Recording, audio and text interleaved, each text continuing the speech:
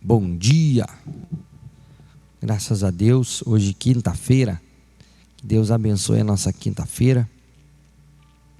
Nós já vamos ir para 1 Samuel capítulo 6, né? Nós vimos ali que a arca tinha sido levada de Israel, principalmente por causa de que os sacerdotes estavam corrompidos, o Ofni e Finéias, né? Os filhos de Eli. Vamos lá então, capítulo 6. 1 Samuel, capítulo 6. Já fazia 7 meses que a arca da aliança estava na terra dos filisteus. Aí eles chamaram os seus sacerdotes, os seus mágicos e perguntaram: que faremos com a arca do Senhor? Se mandarmos de volta, o que devemos enviar junto com ela? Eles responderam: vocês mandarem de volta a arca do Deus de Israel, não a enviem sem uma oferta. Mandem junto uma oferta para pagar pelo pecado de vocês. Assim, vocês serão curados e saberão por que motivo ele continuou a castigá-los. Que oferta devemos mandar? Perguntaram os filisteus. Os sacerdotes e os mágicos responderam: mande 5 tumores feitos de ouro e 5 ratos também de ouro, de acordo com o número dos governantes filisteus, pois os 5 governadores foram atingidos pela mesma praga que caiu sobre vocês. Façam imitações dos tumores e dos ratos que estão destruindo a nossa terra, e deem como presente em homenagem ao Deus de Israel. Assim ele talvez pare de castigar vocês e os seus deuses e a sua terra. Por que razão vocês seriam tão teimosos quanto o rei do Egito e os egípcios? Não esqueçam que Deus zombou deles até que eles deixaram os israelitas saírem do Egito. Façam o seguinte: arranjem 2 vacas que ainda não puxaram carroça e amarrem as 2 a uma carroça nova. Depois, toquem os bezerros delas para o curral. Então, peguem a arca do Senhor Deus e a coloquem na carroça. Ponham também numa caixa ao lado da arca as imitações de ouro que vocês vão mandar ao Deus de Israel como ofertas para pagamento pelos seus pecados. Aí toquem as vacas para a frente e deixem que elas vão para onde quiserem. E prestem atenção: se a carroça for na direção da cidade de Bet-Semes, isso quer dizer que foi o Deus dos israelitas que nos mandou este grande mal. Mas se isso não acontecer, então quer dizer que não foi ele quem mandou esta praga, e sim que ela veio por acaso. E os filisteus fizeram o que os seus sacerdotes e mágicos haviam dito. Pegaram 2 vacas, amarraram a carroça, prenderam seus bezerros no curral. Depois puseram a arca do Senhor Deus na carroça, junto com a caixa onde estavam os ratos e os tumores de ouro. Então as vacas foram diretamente à cidade de Bet-Semes, andando e mugindo, sem se desviar do caminho. E os 5 governadores filisteus a seguiram até a divisa de Bet-Semes. O povo de Bet-Semes estava colhendo trigo no vale. De repente eles olharam e viram a arca da aliança e ficaram muito alegres. A carroça, puxada pelas vacas, chegou até a plantação de Josué de Bet-Semes, parou perto de uma grande pedra. Então os moradores dali cortaram em pedaços a carroça de madeira, mataram as vacas e a queimaram em sacrifício a Deus o Senhor. Os levitas pegaram a arca do Senhor e a caixa com as imitações de ouro e puseram em cima da grande pedra. Naquele dia, o povo de Bet-Semes apresentou ao Senhor as ofertas que foram completamente queimadas e também os sacrifícios de animais. Os 5 governadores filisteus viram isso e no mesmo dia voltaram para Ecrom. Os filisteus mandaram a Deus o Senhor os 5 tumores como oferta em pagamento pelos seus pecados, 1 por cidade: Asdod, Gaza, Asquelon, Gate e Ecrom. Mandaram também 5 ratos de ouro, de acordo com o número das cidades governadas pelos 5 governadores filisteus, isto é, as 5 cidades protegidas por muralhas e os povoados que ficam ao seu redor. Desculpa, pessoal. Cansado. Na plantação de Josué, que era natural de Bet-Semes, a arca de Deus foi colocada em cima de uma grande pedra. Essa pedra ainda está ali como prova do que aconteceu. 70 homens de Bet-Semes olharam para dentro da arca da aliança, e por isso o Senhor os matou. E o povo chorou por causa dessa grande matança que Deus fez entre eles. Então os moradores de Bet-Semes disseram: quem pode ficar diante do Senhor, esse Deus tão santo? Para onde mandaremos a sua arca, a fim de que eles fiquem longe de nós? Aí enviaram mensageiros para dizerem ao povo da cidade de Jearim: os filisteus devolveram a arca da aliança do Senhor. Desçam até aqui e levem a arca. Capítulo 7. Então os homens da cidade de Jearim foram até lá e levaram a arca do Senhor.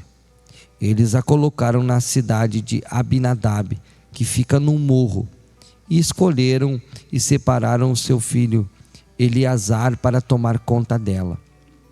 A arca da aliança ficou na cidade de Jearim bastante tempo, isto é, mais ou menos 20 anos. Durante esse tempo, todos os israelitas oravam a Deus, o Senhor, pedindo ajuda. Samuel disse ao povo de Israel: vocês querem com todo o coração voltar a Deus, o Senhor? Joguem fora todos os deuses estrangeiros e as imagens da deusa Astarote. Dediquem-se completamente ao Senhor e adorem somente a Ele, e Ele livrará vocês do poder dos filisteus. Aí os israelitas jogaram fora as suas várias imagens de Baal e também as de Astarote, e adoraram somente a Deus, o Senhor. Então Samuel mandou que todos os israelitas se reunissem em Mispa, e prometeu que ali oraria por eles ao Senhor. Assim todos eles se reuniram em Mispa, tiraram água e derramaram em oferta ao Senhor. Jejuaram o dia todo e disseram: nós pecamos contra Deus, o Senhor.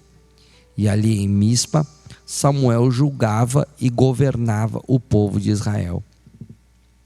Quando os filisteus souberam que os israelitas haviam se reunido em Mispa, os 5 governadores filisteus saíram com os seus homens para atacá-los.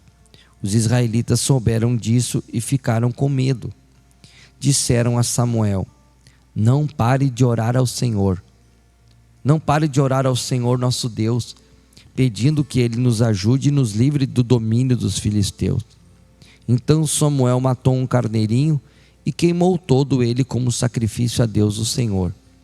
Pediu que o Senhor ajudasse o povo de Israel, e ele respondeu a sua oração. Olha só. Então enquanto Samuel estava oferecendo o sacrifício, os filisteus avançaram contra os israelitas, mas o Senhor os atacou com fortes trovoadas. Então eles ficaram em completa confusão e fugiram. O que é um líder em santidade, hein? Leva o povo à santidade e à vitória. Os israelitas saíram de Mispa, perseguiram os filisteus até Betcar, matando-os pelo caminho. Aí Samuel pegou uma pedra, pôs entre Mispa e Sem e disse: até aqui o Senhor Deus nos ajudou. Por isso deu a ela o nome de Ebenezer. Assim os filisteus foram derrotados. Os filisteus já estavam oprimindo eles há muitos anos. Então foram derrotados. E o Senhor Deus não deixou que eles invadissem a terra de Israel enquanto Samuel viveu. Que homem de Deus, hein? Não deixou eles invadir a terra enquanto Samuel viveu. O que uma liderança em santidade faz na vida do povo, né? Todas as cidades que os filisteus haviam tomado, desde Ecrom até Gade, foram devolvidas ao povo de Israel. Dessa maneira, os israelitas receberam de volta toda a sua terra, e também houve paz entre os israelitas e os amorreus. Até o fim da sua vida, Samuel foi chefe e juiz do povo de Israel. Todos os anos, ele ia a Betel, Gilgal e Mispa, e nesses lugares resolvia as questões que o povo lhe apresentava. Depois voltava para sua casa na cidade de Ramá, onde também era juiz. E em Ramá, Samuel construiu um altar para Deus, o Senhor. Capítulo 8. Quando Samuel ficou velho, pôs os seus filhos como juízes de Israel. O seu filho mais velho se chamava Joel e o mais novo Abias. Eles eram juízes na cidade de Berseba. Porém, não seguiram o exemplo do pai. Estavam interessados somente em ganhar dinheiro. Aceitavam dinheiro por fora e não decidiam os casos com justiça, com retidão, né? Então, todos os líderes de Israel se reuniram e foram falar com Samuel em Ramá. Eles disseram: olhe, você já está ficando velho e os seus filhos não seguem o seu bom exemplo. Por isso, queremos que nos arranje um rei para nos governar, como acontece em outros países. Samuel não gostou do pedido deles, então orou a Deus o Senhor. E ele respondeu assim: atenda o pedido do povo. Não é só você que eles rejeitaram a mim como rei. Desde que eu os trouxe do Egito, eles sempre têm me abandonado e têm adorado outros deuses. Agora estão fazendo com você o que sempre fizeram comigo. Portanto, atenda o pedido deles. Mas avise essa gente, explicando com toda a clareza como o rei vai tratá-los. Então Samuel explicou ao povo tudo que o Senhor tinha lhe dito. Ele disse: o rei os tratará assim. Tomará os filhos de vocês para serem soldados, por alguns para servirem nos seus carros de guerra, outros na cavalaria, outros para correrem adiante dos carros. Colocará algum deles como oficiais encarregados de 1.000 soldados, outros encarregados de 50. Os seus filhos terão de cultivar as terras deles, fazer as suas colheitas, fabricar as suas armas e equipamentos para os seus carros de guerra. As filhas de vocês terão de preparar os perfumes do rei e trabalhar como suas cozinheiras e padeiras. Ele tomará de vocês os melhores campos, plantações de uvas, bosques de oliveiras e dará tudo aos seus funcionários. Ficará com a 10ª parte dos cereais e das uvas para dar aos funcionários da corte e aos outros funcionários. Tomará também os empregados de vocês, o melhor gado e os melhores jumentos para trabalharem para ele. Ele ficará com a 10ª parte do rebanho de vocês e vocês serão seus escravos. Quando isso acontecer, vocês chorarão amargamente por causa do rei que escolheram. Porém, o Senhor não ouvirá as suas queixas. Mas o povo não se importou com o aviso de Samuel. Imagina, pessoal, não escutar o profeta Samuel, um dos maiores profetas do Antigo Testamento. Né? Mas o povo não se importou com o aviso de Samuel. Pelo contrário, eles disseram: não adianta, nós queremos um rei. Queremos ser como as outras nações. Queremos ter um rei para nos governar, para nos dirigir na guerra e lutar nas nossas batalhas. Samuel ouviu o que eles disseram, então foi e contou tudo a Deus, o Senhor. Ele respondeu: faça o que eles querem, dê a eles um rei. Aí Samuel pediu a todos os homens de Israel que voltassem para casa. Vamos ler o 9 então, para a gente terminar por hoje. O 9 são 27 versículos. Vamos lá. Havia um homem chamado Quis, que era da tribo de Benjamim. Ele era filho de Abiel, neto de Zeror, bisneto de Becorate e trineto de Afias. Quis era rico e importante. Tinha um filho jovem e bonito, chamado Saul. Não havia ninguém mais bonito do que ele entre todos os israelitas. Além disso, era mais alto do que todos. Ele estava no meio do povo. Quando ele estava no meio do povo, ele aparecia dos ombros para cima, de tão alto que era, né? E aconteceu que algumas jumentas que pertenciam a Quis, o pai de Saul, se perderam. Então ele disse a Saul: filho, leve com você um dos nossos empregados e vá procurar as jumentas. Eles foram por toda a região montanhosa de Efraim, pela terra de Salisa, porém não acharam as jumentas. Então procuraram na terra de Salim, porém elas não estavam lá. Aí procuraram no território da tribo de Benjamim, mas também não as encontraram. Quando entraram na terra de Zuf, Saul disse ao empregado: vamos voltar para casa, senão, em vez de se preocupar com as jumentas, o meu pai vai acabar se preocupando com a gente. O empregado respondeu: espere, nessa cidade mora um homem santo, que é muito respeitado porque tudo que ele diz acontece. Vamos falar com ele, talvez ele possa nos dizer onde podemos encontrar as jumentas. Saul perguntou: se formos lá, o que vamos levar para ele? Não há comida nas nossas sacolas e não temos nada para lhe dar. Ou será que temos? O empregado respondeu: eu tenho uma pequena quantia de prata que posso dar a ele para que nos conte onde podemos achar as jumentas. É uma boa ideia, respondeu Saul. Vamos. Então eles foram à cidade onde o homem santo morava. Quando estavam subindo o morro para chegar à cidade, encontraram algumas moças que estavam saindo para tirar água. Eles perguntaram: o vidente está na cidade? Antigamente, quando alguém queria fazer uma pergunta a Deus, costumava dizer: vamos falar com o vidente, porque naquele tempo os profetas eram chamados de videntes. Ele está sim, responderam elas. Olhem, ali vai ele, ali na frente, andem depressa. Ele está entrando na cidade porque o povo vai oferecer um sacrifício no altar do monte. Assim que entrarem na cidade, vocês o encontrarão, antes que ele suba o monte para comer.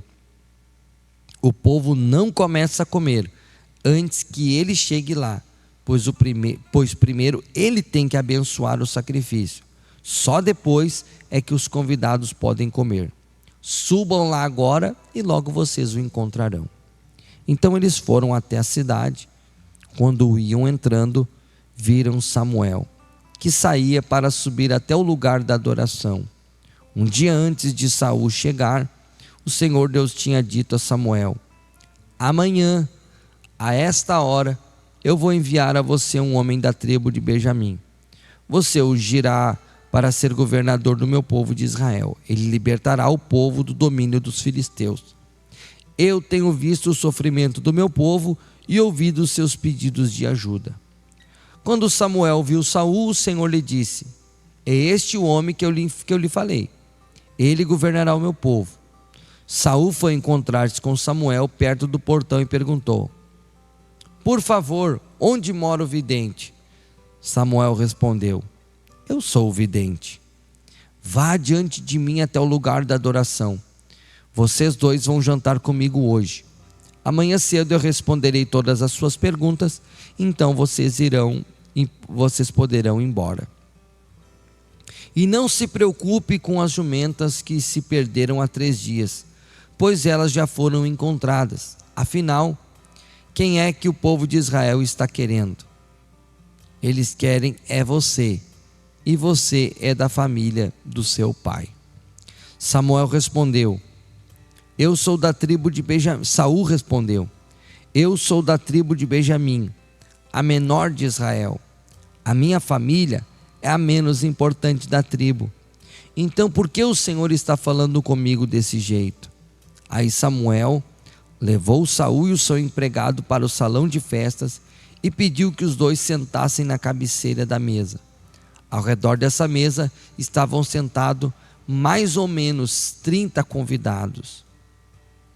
Samuel disse ao cozinheiro: "Traga aquele pedaço de carne que eu lhe entreguei e pedi para deixar reservado." O cozinheiro pegou o melhor pedaço de perna e o pôs na frente de Saul. Samuel lhe disse: "Olhe, aqui está o pedaço que foi reservado para você. Coma-o, pois foi guardado para você comer nesta ocasião em que convidei o povo." E assim, naquele dia, Saul jantou com Samuel. Depois, os dois desceram do lugar de adoração para a cidade. Aí arrumaram uma cama para Saul no terraço. Ele dormiu ali. De madrugada, Samuel foi ao terraço e chamou Saul, dizendo: "Levante-se, que está na hora de ir. Eu vou acompanhar você um pouco." Saul levantou-se e saiu junto com Samuel para a rua. Quando chegaram à saída da cidade, Samuel disse ao Saul: "Diga ao seu empregado que vá na frente e você espere aqui um instante." O empregado foi e Samuel disse a Saul: "Eu tenho um recado de Deus para você. Eu tenho um recado de Deus para você." Tá bom, pessoal? Hoje então, quinta-feira. Amanhã nós continuamos o capítulo 10. Vamos ver qual é esse recado de Deus, né? Esse recado do Samuel pro Saul, tá? Uma ótima e abençoada quinta-feira a todos. Amanhã, sexta-feira, nós voltamos em nome de Jesus.